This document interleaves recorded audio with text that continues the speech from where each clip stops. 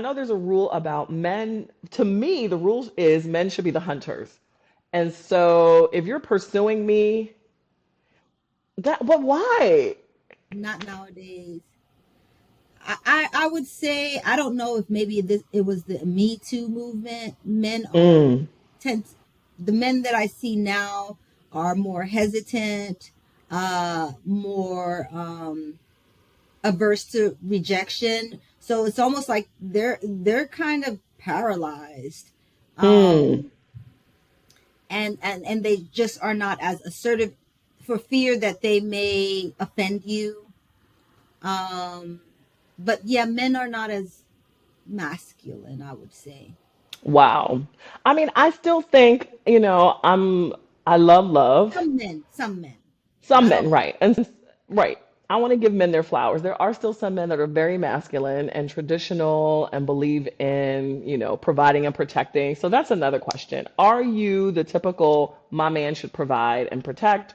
Or you a 50-50 kind of girl? Where are you at with it? Because men will ask you, I've had guys who I've begun to talk to, blah, blah, blah. They're like, so how you feel about 50-50? Like, what are your views? And I'm like, are you asking because that's you or are you just asking?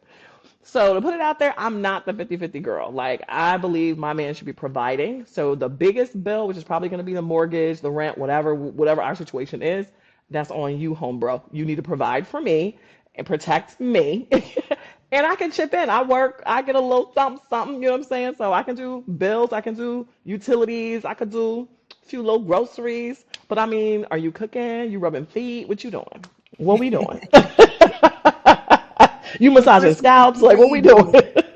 Yeah, I mean, I think people that kind of go into a relationship with that concept of this is going to be 50-50 is wrong because Yeah. if you want to be in a healthy relationship, it's 100-100, right? Okay, So but what? Okay, what we mean by that? What we mean by that? it means 100-100. I'm giving 100% of myself towards this union or trying to make this relationship and having a life together. Right. Um, so a man that's already counting the pennies before you even go into it, I just think the Red approach, flag. Where's my flag? I right? should have had a flag. Red the flag. approach, the approach is wrong, Hmm. and so Absolutely. invariably somebody's going to be a little bit more successful. But you can give 100%. You're giving 100% of you. I'm giving 100% of me. I love it. But let's talk about the money though. So what happens? Because a lot of times I'm finding women who are divorcing these days tend to have been the breadwinners. What's happening to these relationships, right? So I've seen it myself. I've seen it for with so many women that are friends of mine.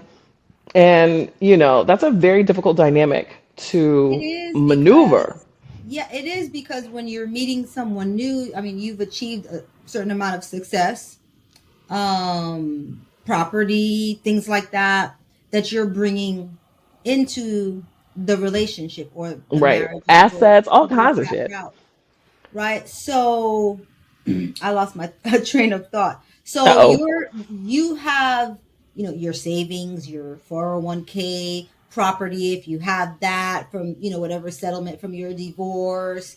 So you're coming with all of that. And then if you have children, right, you want to make sure that you're providing for your children, Hmm. right? Because once you get married to someone else, now it becomes this unit, us. Right. Right. So let's say something would happen to me, then I would have to, everything would then go to my husband. And then where can I Right. feed my children?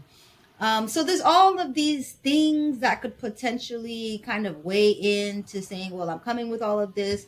I've accumulated a certain amount of wealth, and now what happens to that? Because the reality of the situation is the majority of marriages fail, and second marriages have an even higher failure rate. So Really?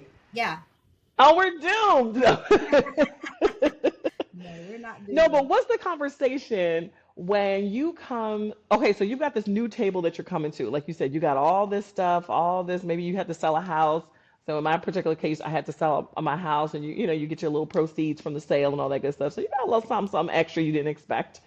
And now you got this new dude who's probably an amazing person, but not financially where you are, right? And because you've accumulated a ton of things with your husband together, and now you have a nice lump sum of things, and maybe this new guy doesn't have those things. Now what? Are you cool with dating guys that are not where you are financially, or nah? Um, Honestly, for me, finances doesn't weigh in a great deal, but I'm also still single. So,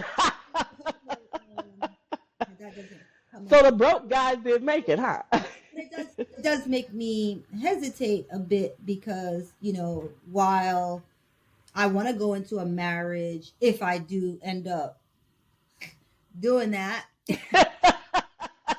Look, girl, bye. Your life will be. but so that would give me pause as far as that's concerned, finances and inheritance for my children, or leaving behind and providing for my children, and then Right. where the new marriage comes into play, and people talk about like prenups and things like that to kind of protect the stuff that you've already built, but um it's plus or minus whether, I mean, that person would have to agree Right. to what you're agreeing, and then you're going into the marriage already transactional. So Yeah.